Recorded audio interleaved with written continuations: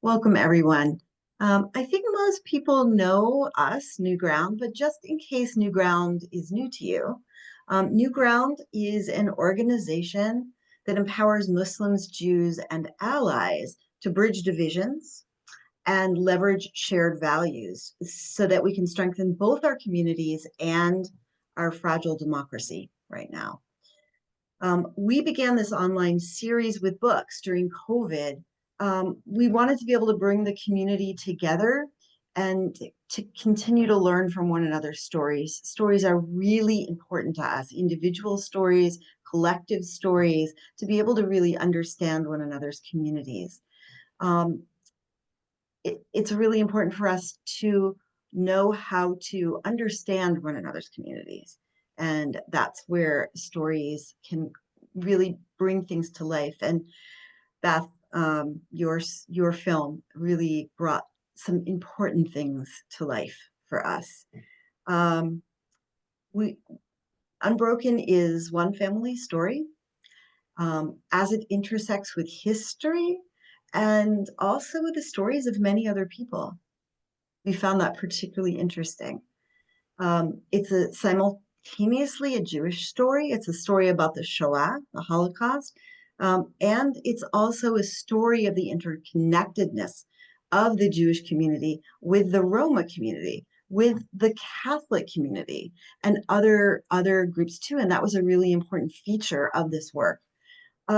It's also a universal story. It's a story of both deep dehumanization and deep humanity at the same time. And right now, it's a story that has echoes in the present.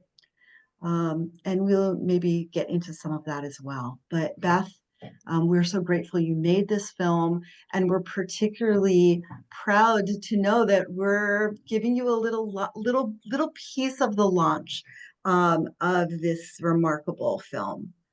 So welcome. Well, thank you very much for having me, Andrea, and everyone here at NewGround. It's an honor to be included in your series, and I just applaud the work that all of you have been doing for so many years. It's something that I think we're all looking for spaces to have these conversations together and to learn and listen. I think that's the most important thing. Yeah. Absolutely. And Aziza is going to give us some words about who you are and how this film came to be. Thank you. Yes, and thank you, Beth. You said it so well and so succinctly. This moment that requires so much listening, so much depth, so much willingness to look at what is hard to see, and yet important, especially right now. To give you all an idea of what we are about, what you can expect in the next hour and a half is it's the NewGround style of connecting, of trying to process and really and understand more deeply. And so we're going to have a conversation with Beth Lane, who's the director of UnBroken. Some of you have likely seen the film, and others are waiting for the exciting launch on Netflix, which actually begins in less than 24 hours, which is especially exciting. On this really important week. Also recognizing that this is the week that also is the week there and we remember Yom HaShoah, and we remember what we as humans are capable of. Both, as Beth so beautifully puts, courage, kindness, compassion, and awful cruelty all at the same time. And that these are choices that, like people in the film show us, that we meet with uncertainty and how important humility is in these moments as well. But to give you an idea, before I go into her formal bio, I first met Beth at Leobeck Temple. I was there for High Holiday services, and Rabbi Ken Chasen had announced me as like, I'm always there. I'm there year after year. And it's when it had when as soon as Beth like literally saw me, like she came right over and sat right next to me and just wanted to make sure that I was oriented and I felt welcomed. And I feel like that really speaks to the essence of at least my introduction to you, Beth. Like you're one of those people who's just willing to step in and willing to be there and and host and nurture, and how important that is, especially right now. And so I am really grateful that you have made time to be with us on this really, really busy week. And so here's just a brief piece of her bio. We're going to add more into the chat for you. But to give you an idea, she's the director, a producer, and she's a writer. Beth Lane is the award-winning director and executive producer and writer of the feature documentary UnBroken. An actress, a singer, and a dancer, she's a second-generation Holocaust survivor. Beth's driving force has always been to create spaces to exercise our collective capacity for empathy through storytelling, design, and meditation. Building bridges for a better future is paramount to her work. A keynote speaker, she's curated and served on panels nationwide and hosted over 40 episodes of a weekly Instagram live on camera podcast called Banter with Beth. The world premiere of UnBroken was awarded the Best Documentary Feature Film for Beth's directorial debut in Indianapolis at the 23rd Heartland International Film Festival in 2023.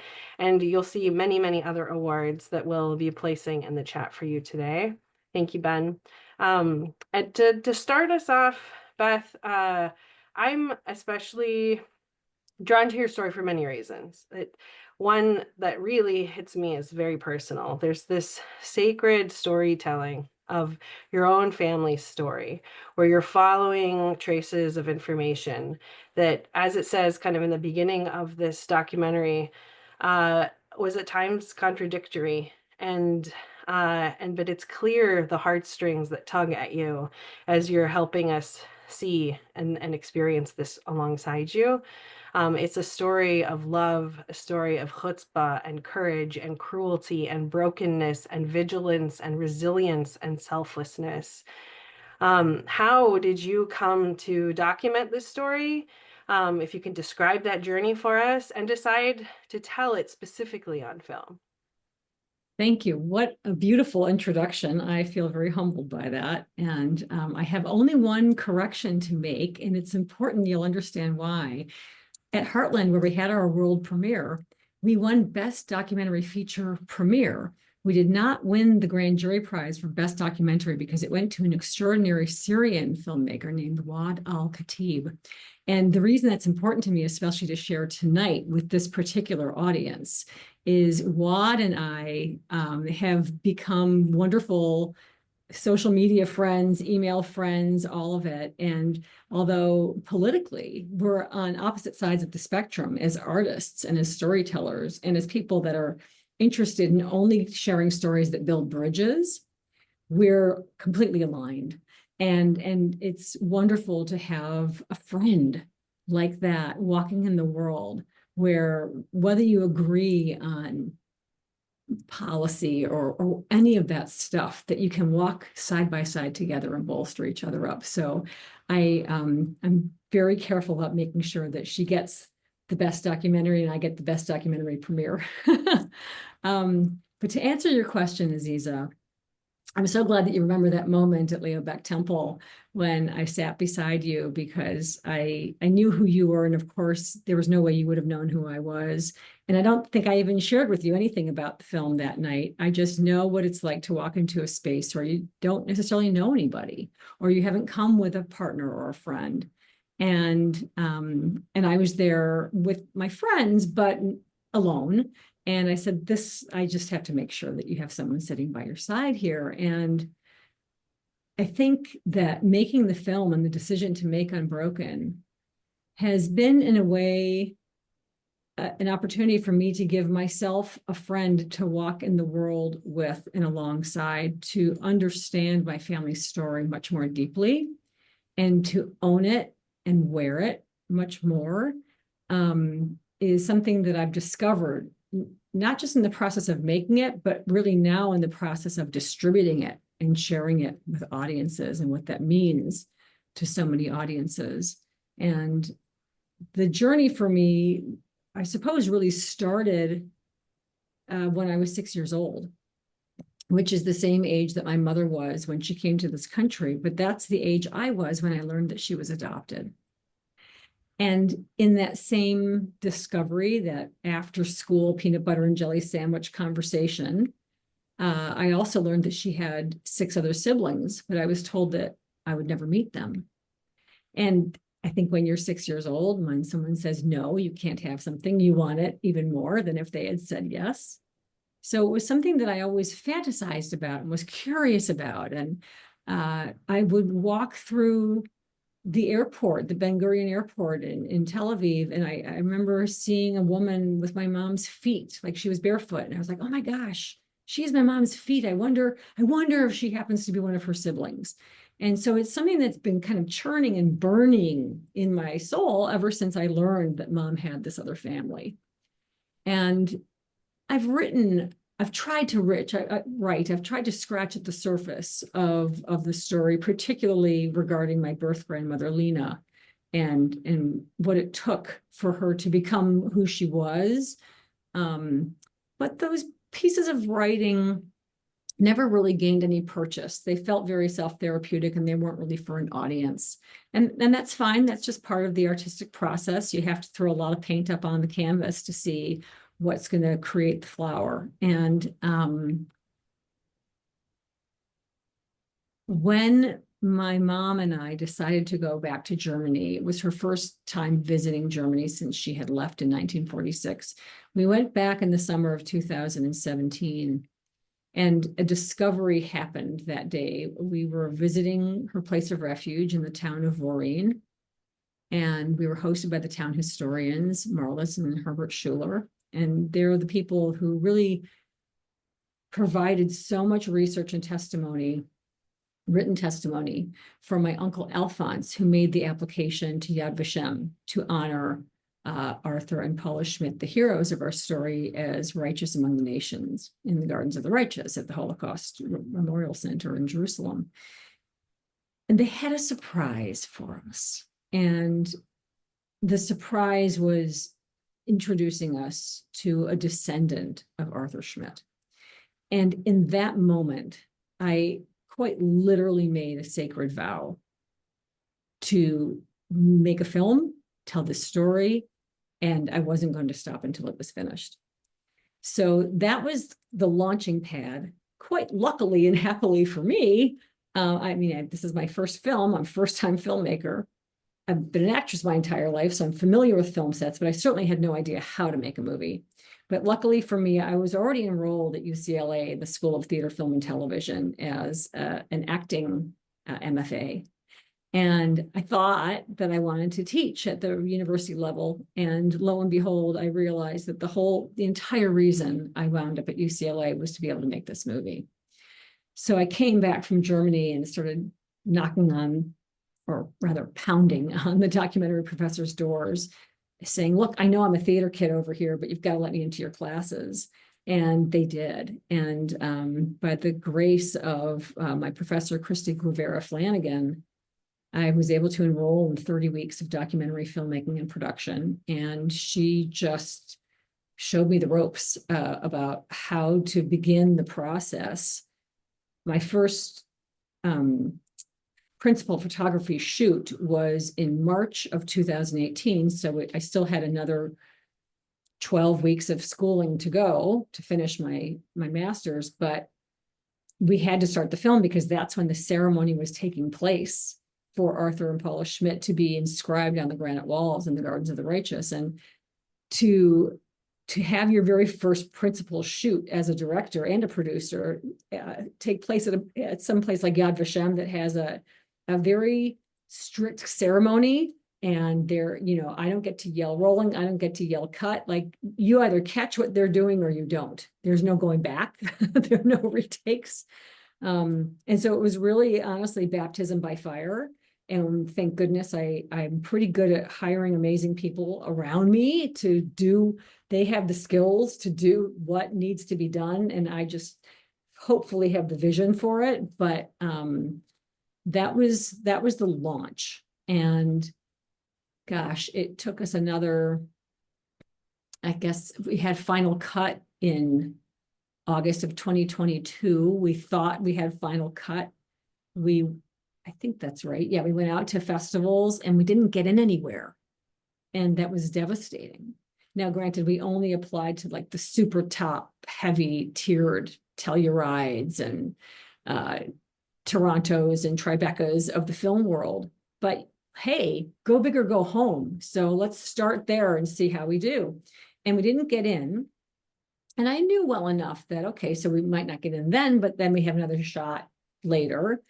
And because I was so sad that we didn't get in, I did something called four-walling. I rented an AMC theater and I filled it with all my friends. I packed the house just to make sure that when I had some of my fancy Hollywood friends come, they would come to a very exciting room and experience. And we all got to watch it together in community.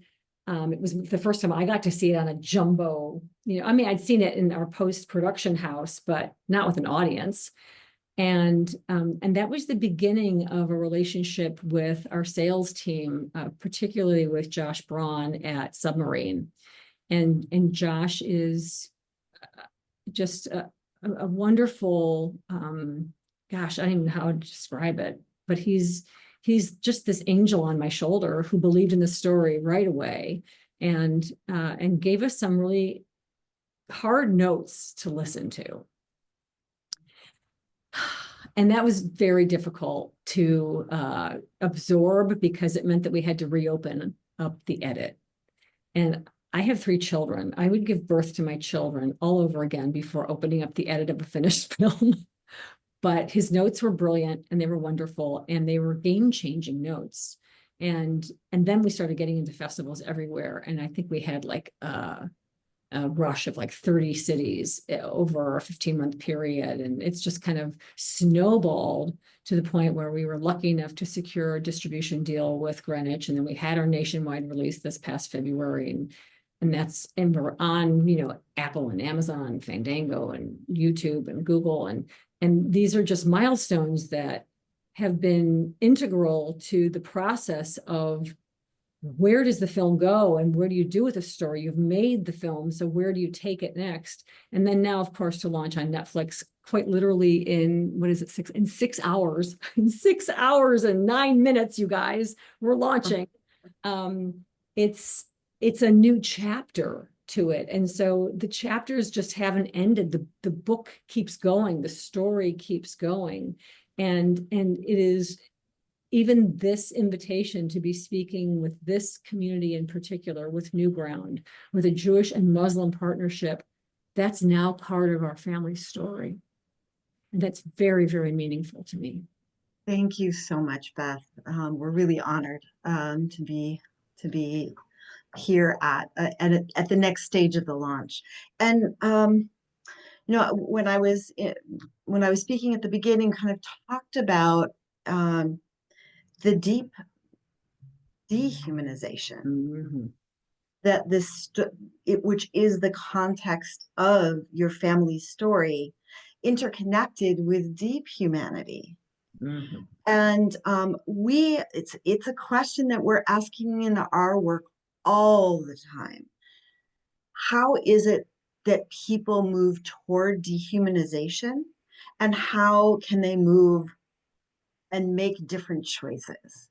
Right. So we learn from Emil Bruno, who's a neuroscientist, that actually too much empathy for one's own can lead to the dehumanization of someone from the outside who feels like a threat in one way or another. And so the question I have for you, that there's so many cross-communal storylines, even in your own family, your grandfather converting from Catholicism to Judaism, and then all of the siblings actually being baptized and being taken in by this church. It was at every turn. So the question is, what can open up our tribe? What can make our tribe bigger? And what can lead people to make brave and courageous choices, even when it's at risk for them? I just want to say one more thing, or one more place I noticed that was really important. There's this one line when someone's talking about your grandmother and said that she was saving people, like she was bringing people into her house, and said she saw that this saving of other people was really also about saving herself. Mhm, mhm, And even though that didn't happen in the end, your whole family was saved. mhm. Your email address is Would You Hide Me? We heard that. We heard you ask that question of the students that you met. We heard your aunts kind of talking about what it would take. And so I want to know what that question means to you. Would you hide me? Mhm, mhm. And how is it pertaining for you now? It's a very, very real and profound question. It's not esoteric. It began with the genesis of understanding a story from Arthur Schmidt's descendant about his relationship to his grandfather, whom he never met, and some choices that he had made as a teenager. And when I asked him about these choices, I said, "How did you become such a pacifist?" I said, "Did you get it from your grandfather?" And he said, "No, he never met his grandfather. And he never, ever, ever knew the story about his grandfather." And I'm referring to Arthur as the grandfather because Paula was his second wife. And she's just as much of a hero as Arthur Schmidt is. But I think for this descendant, the first time he ever heard about this silent hero business was when he got a letter from Yad Vashem saying, "We need to honor Arthur and Paula Schmidt, and it goes to the next of kin. Will you accept this honor on his behalf?" That's how he learned the story about his family's legacy. That's crazy. And that the Schmidts quite literally took the story to their graves. So when I asked him about the pacifism that was in his heart and the actions that he had taken, I said, "Do you think you learned that?" And he said, "No, he never learned the story." And I came back to UCLA, and I was talking with my professor, Vincent Brook, about that question. And he said, "You're barking up the wrong tree if you're asking the question of, is that passed down to you? Because you can really it's a slippery slope, and you can start walking into the conversation about eugenics. So I don't think you're asking the right question." And I listened to him very, very deeply because it hadn't even occurred to me that it could go so badly the wrong way in terms of exploring that question. Because of course, the whole concept of dehumanization has so much to do with eugenics. And I had to find a different format for my question. What was I really trying to unearth and understand?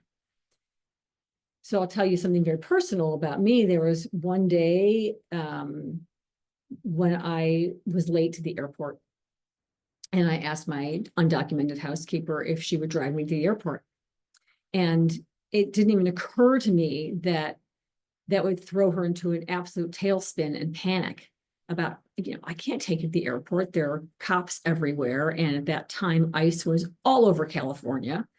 And I was embarrassed. I was so mortified that I had just so flippantly and casually said, "Come on, take me to the airport." Like, I just was really, really embarrassed at how little I was really taking her entire life situation into the context of, "Oh, I'm late,"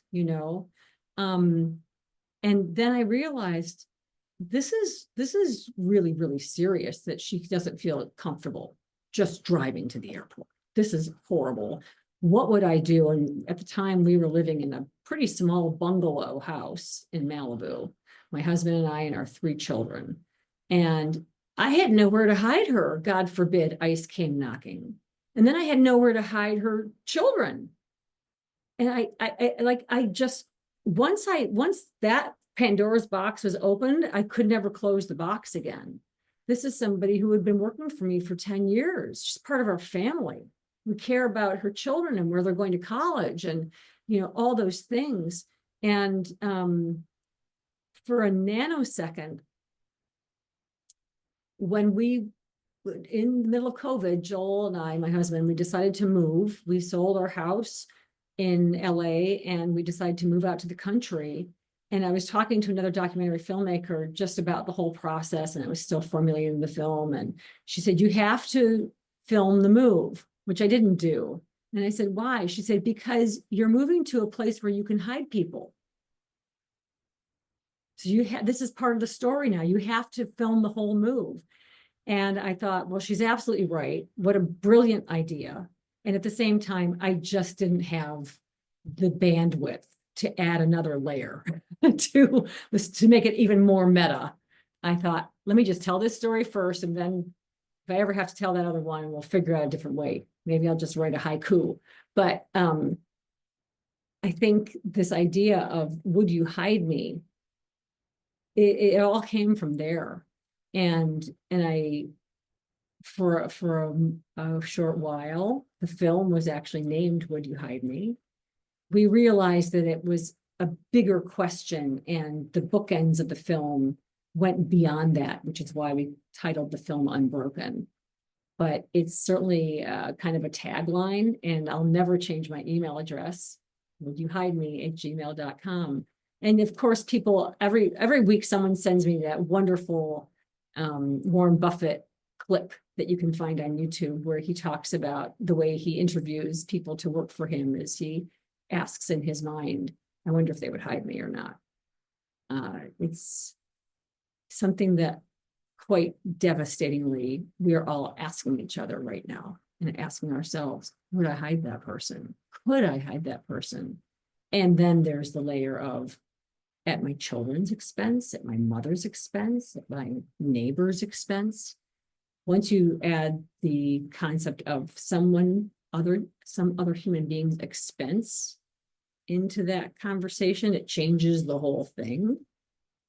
How do you feel about that question? And how do you feel how do you feel you can answer that question? Yeah, such an essential one to keep wrestling with. And how you can actually just not just go in circles, but really how painful those questions can be as you try to explore what that means. Like for me, you're bringing up, like, so the Schmidts save these 7 siblings, but so it sounds like it's really the person who's like, get on the back of the truck, cover yourselves, and he's like very like, this is gonna happen. And then his wife goes along with it, but you also describe in the film that she's also hesitant, and she's maybe possibly there's fear of being discovered because this comes at a great risk. And even to the point that, so the Schmidts are hiding these 7 siblings. There's a town nearby, no one in the town except for the mayor, and you name the mayor, Rudy Furman, in there as well. And so the mayor is aware. And there's all these like levels of risk and taking care of, and I mean, and none of it's like a perfect, like this happened, people were saved and moved on. Like your mom literally has to get on a bicycle when there's like bombing, and like she is right. It is your mom, right? And It's she my goes, aunt. Yeah, your my aunt. right. That's right. And she makes it all the way like 60 some miles. And so it's like the risks all the way through, and then the beautiful miracles that happen that you can't explain, but that they are. Um, and I'm struck by too the examples of the nuns who see these malnourished children, who say like, a 6-year-old looks like a 3-year-old because she was so malnourished. And that their job wasn't just to feed the kids, it was also to listen to their stories, and how important it was that they became masters, these kids, of their own experiences. That's something the nuns were dedicated to. And I think of the moments that we're in right now, and the trauma that people are enduring, and how much this is like something I keep thinking about, is like how in a moment when I don't necessarily feel like I am able to do as much as I can, and how important it still is the role of still listening and bearing witness to another human being and giving them the space to tell their story. And also like the guilt and survivor's guilt, all the pieces and like the the humans that are hurting so deeply. Like your story actually really brought up. I have a really dear friend who made it out of Gaza, and she like I hesitate sometimes to call her because and when she describes when she tells what she tells me, and she's like, my mom, like I don't even know what to say. I can't tell her like what I did today because her mom's still in Gaza, and she's like, I am so hurting, like, and I feel so guilty that we made it out and I can't take care of her. Mhm. And so there's like these are big, uh almost like devastating questions. And yet being able to have space for even just bearing witness. I wonder, like, I can't imagine going through that yourself, going through the discovery of this. And I know that finding your own family story can be healing. And how did you process? Like, these are really big, heavy questions. And and to think of the suffering that they endured. I mean, I think I'm still processing. I don't know that the processing ever really ends. There's there's something, and I feel like in this room, in this community, in this conversation, it's a good place to talk about things like rape. And it's it's something that it's part of our family story that was endured and how devastating that is. And so I think that for myself, when October 7th happened, for example, and there's so much rape being used as a weapon of war, how triggering that is. So that's why for me, the processing just never ends. And I don't think that I might not have been triggered in the same way had I not been making the movie at the same time that something like October 7th happened.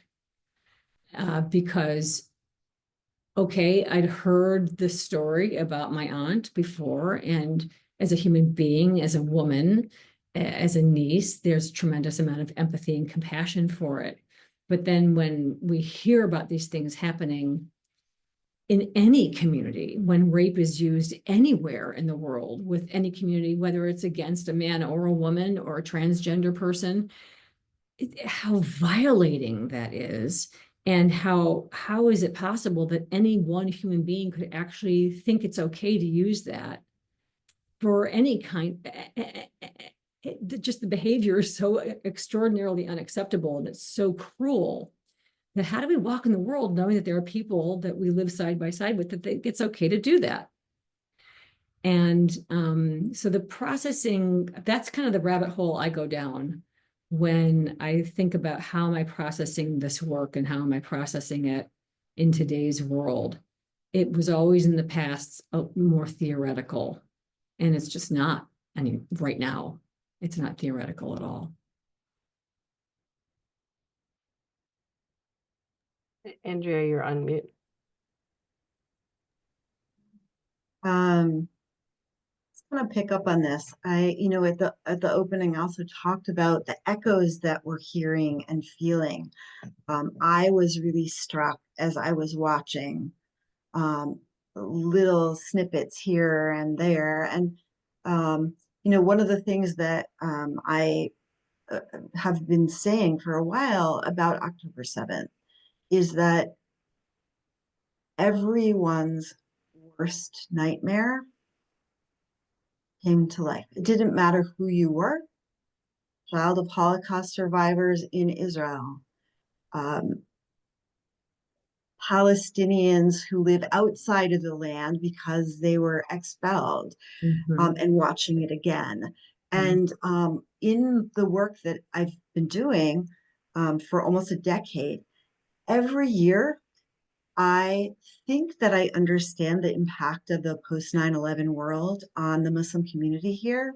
Mhm. And I realize there's another layer that sort of like the way you were describing, this the way you asked your housekeeper to to just drive you to the airport. Mm-hmm. One of the first things that I was thinking of many things on October 7th, but one of them was my Muslim friends here and knowing the level of scrutiny and securitizing that Mm-hmm. was going to happen. Mm-hmm. And so, like listening through the dehumanization as a tool of war, the rape, which is, you're saying this, Beth, like rape happens in every war. Yeah. Why? I think your Right. question is really important. Hunger, starvation, deportations, it all came, it all came up again. And I think one of the things that I've been feeling is that the last time, there were a lot of Jews who went out to the airports in 2017. And right now, our communities are really being put in a situation where we are in a wedge almost against one another in certain ways. Mm-hmm. And this is actually the time when it's really important to show up, Yeah. actually. Yeah. And how do we do that? When I'm just wondering for you, I've got two questions for you. This is the hard question, and then I have another question after Aziza asked her, but I'm gonna ask the hard one. What has it been like for you to listen to the news Mm-hmm. while you've been putting this together? And what are you thinking about showing up? Sure. How we Sure. show Um, oops. Are we all still here? yeah, Okay, we can hear you. something happened to my screen. No problem, as long as you can hear me. Um, I I'm really glad that you are reminding everybody that Jewish people showed up for Muslim people at the airports, because that's something that's not talked about. I haven't heard anybody mention that in years. And uh, and how do I personally feel about the news right now? First of all, I don't watch the news. I can't bear to watch it. The news is no longer the news that it used to be. It's not factually driven news. It's bait and click gotcha journalism, with all due respect to so many journalists. I can't sit and listen to it or watch it. So I read the news. And for me, that's a major distinction, because to sit and read, you have to stop everything else that you're doing. You can't multitask. You have to sit and read it and decide for yourself. Allow yourself to have the process of critical thinking to make a decision about whether or not you think it's accurate, whether it's been fact checked, whether it is how and why it's being written. Because so much of the news today, my experiencing of it, whether, of course, I see clips of the news here and there, um, but as a filmmaker, I know what it means to manipulate an audience. And for me, that's what the news is doing right now. It's manipulating audiences. It's not giving the news. So I think in this moment, this really hard question of how do I feel about the communities and how we're showing up for each other, I do feel abandoned. I feel like I will still show up for other communities because that's just who I am and I have to. I can name on one hand how many of my non-Jewish friends reached out to me after October 7th. It doesn't feel good. And those people that did reach out and just to say, just checking in, what that means is just extraordinary, especially because they knew I was making this film. They knew I was making UnBroken, and how it was going to potentially walk in the world. I think I might have gotten on a tangent or two there, but I think I answered the question. And if I didn't, then remind me which piece I missed. No, I actually feel like sorry if it's okay, I'm jumping in, Andrea. Like this aloneness that you're naming, I have seen and heard from so many people. And it's overwhelming. And uh and I felt it myself. I felt despair this last year myself, and coming out of the despair. I mean, when I was in it, I was really in it, and I started to realize as I was emerging that it literally shuts off your brain, and my capacity to feel like it was all despair, like I was numb. And so being able to emerge and having people to check in with was so critical and so important. And in the film, like there's one of the daughters says like she imagines like when they realized their mom and then they got the notification from Auschwitz that she had, then there was some skepticism around it, but that she had died of a heart attack. And the daughter names the aloneness that she felt with not being with her, being able to be with this really essential caretaker. And I can't help but think of the dad in this situation too, where like literally sending and shipping or taking all risks, and like the children going to far off places and wanting them to be together, and then eventually having to sign off rights one child at a time. I can't imagine the heartbreak that a human being would have to endure to go through that. And I uh I I know I'm asking a really unfair question, but like this aloneness, like it's everywhere and it is pervasive. Do you see any places where people are like there's something where you are seeing people show up? And I can't help but wonder if maybe that's why you show up one little step at a time, and like why you just showed up next to me on that pew on for the high holidays. Like you just kind of didn't accept that things had to be where they were. You just stepped into it. I mean, that is just who I am. It is my nature. And I think that, you know, selfishly, we all do things that make ourselves feel better. And so stepping in and sitting next to you, the way that makes me feel better is I got to wake up the next day knowing that I hopefully gave somebody else some partnership.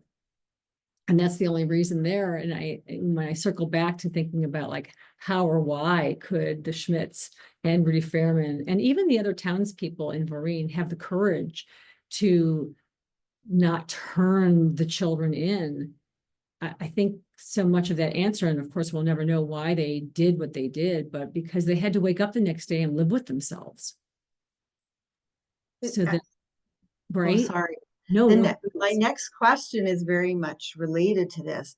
And it's connected to the boundary crossing, the border crossing, the cross-communal things. What do you think, what was the role of all of these intercommunal connections for you? What does it teach you? What do you It, put if and I have to say I use the word teach here.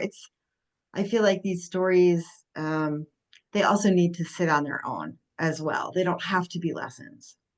I think that's important to say. But thing to there say. might Yeah, be something that you learn. yeah, I never thought about that. It is, we do live in this age of everything's a teaching moment, right? And so it's so easy for us to kind of put it on the shelf in that way.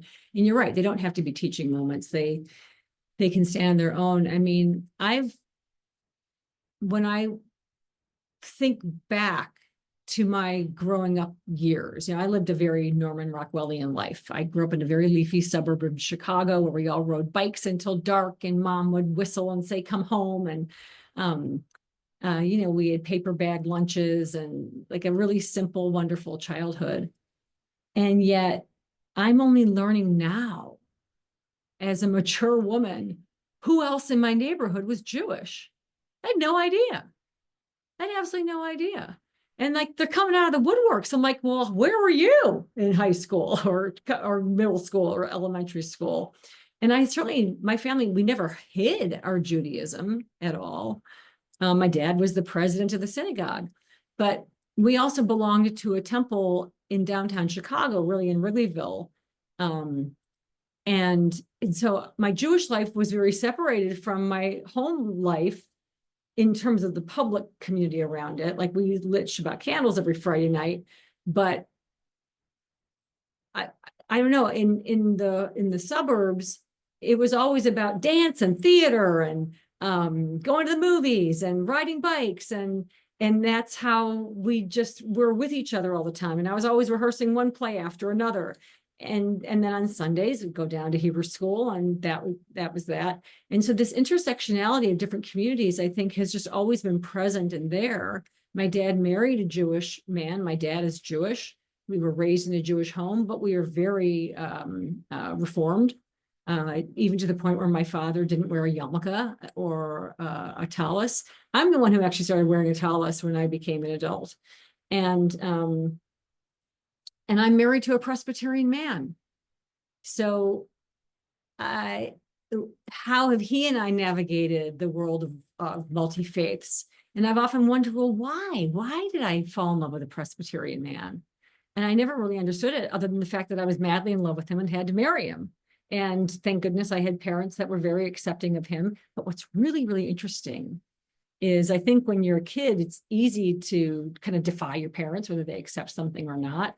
But it was my grandparents' approval that made the union.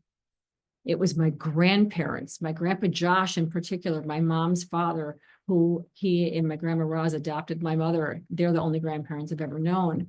But I remember him turning to me one day saying, and my grandfather was raised in an Orthodox home and went to Hebrew school every single day of his life until he turned 16, became a neurosurgeon, and then said, that's it, I'm never doing that again.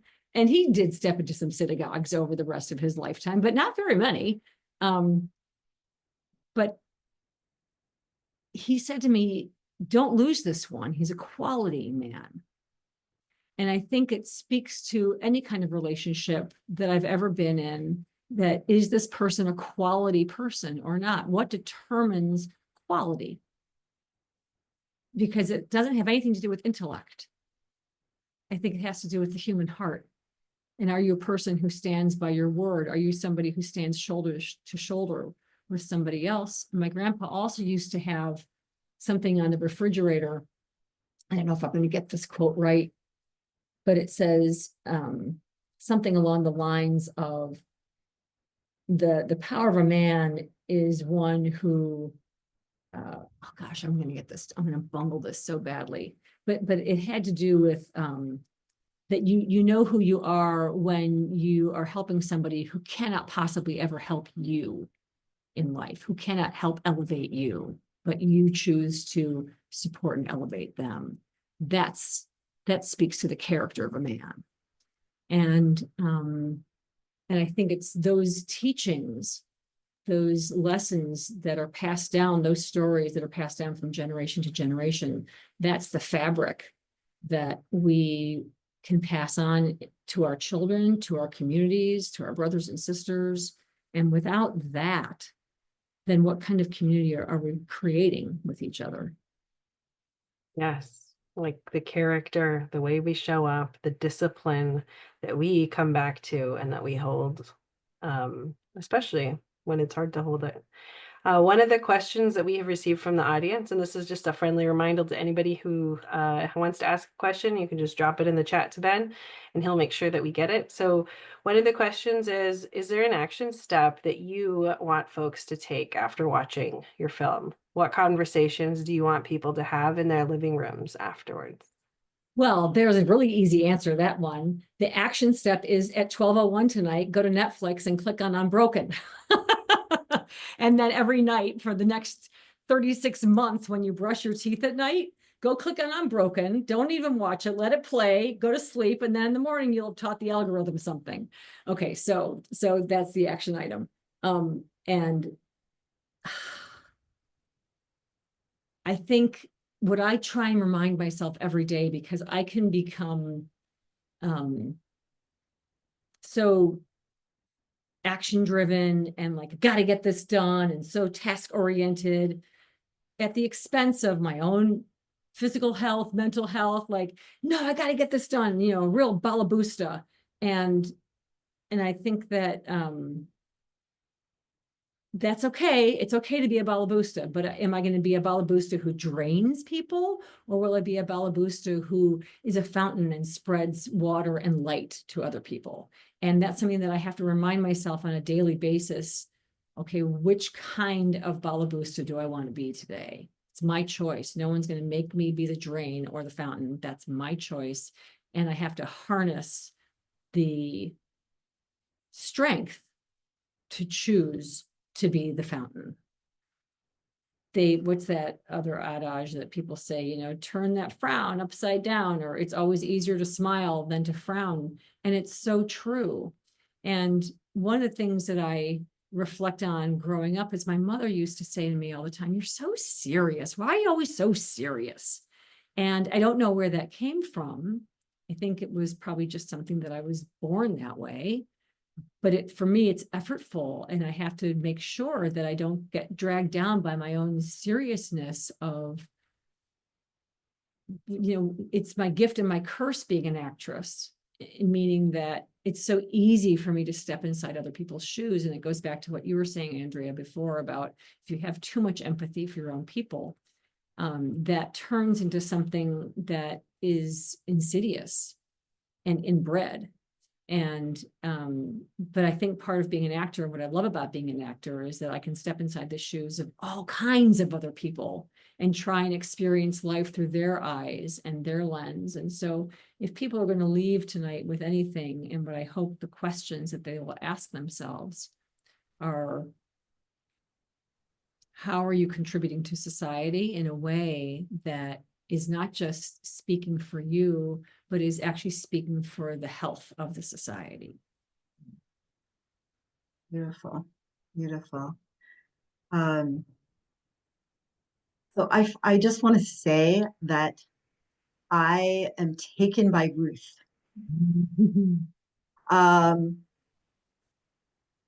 it's so clear the life in her, um, and how she kind of took over and kind of it seems like she was really a leader for the family in some really important ways.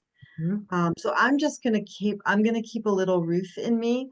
And she seems like she has the ability to laugh in a really serious way. So I'm gonna be taking that.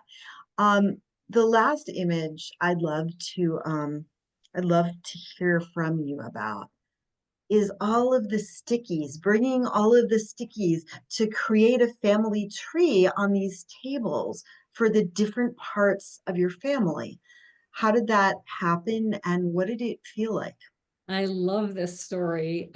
So the night before, I was going to film with a cousin that I'd only ever met once before. I was, you know, I pretty much had the family tree in my head, kind of, sort of. I mean, I certainly know who all 7 siblings are, and I know I I had a somewhat handle on who the next generation was, but I didn't have a handle on the next generation after that at all. And so I was staying at my mother-in-law's apartment in Chicago, and she had one of those party rooms, you know, like one of those nice rooms on the second floor of the apartment building. And I thought, okay, I have to own this family tree. I don't want to be referring to notes when I'm talking to them.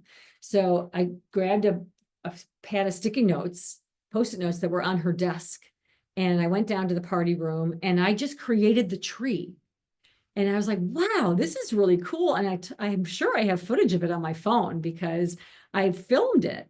And then I realized, gee, what a shame I didn't have a stand and I didn't do kind of a time lapse thing for myself of trying to figure out how to do it. But, you know, hindsight's always 20/20. And so after I did that, I said, well, I better put these away very carefully so that tomorrow when I go and visit, I don't know whose house I was going to first, whether it was Jimmy's or Sargon's or Steve's. I'm going to be able to put it out in a sequence where I don't have to figure it out all over again. I'm going to be able to lay it out, and I'll be doing basically a PowerPoint presentation on a dining room table with Post-it notes. And that's how that was created. And it just stuck. It became the very first scene that we ever cut, and it's still in the movie. And it's something that I still have. That I only ever used that same group of sticky notes for every single time I did it. And I still have it. And I I probably should put it into a safe. Like it's a talisman for me. That's so special. My son has actually a project and he's supposed to bring in artifacts that our family brought from when we had to move and flee, and he wants to take the artifacts to school. And I was like, ooh, ah, they're really special. Right, And right. how important they are and how much they mean to us and how much joy they can bring also with the softness of the heart. Thank you for doing this with us, Beth. I know that I could continue talking to you for hours, and I'm so grateful for what you're putting into the world. And I hope we all take a moment to click on Netflix in 6 hours. And if not in 6 hours, then at least 12, so that we can make sure that people get to see it. And I'm just grateful that now more people can access it over and over. Thank Uh, you. I should also share that on our website, we have two websites. One is bethlane.com, where UnBroken has a page. We also have the Weber Family Arts Foundation, and that's our 501c3. That the mission of the foundation is to combat anti-Semitism and bigotry and hate of all kinds, specifically through the arts across any medium by sharing stories of hope.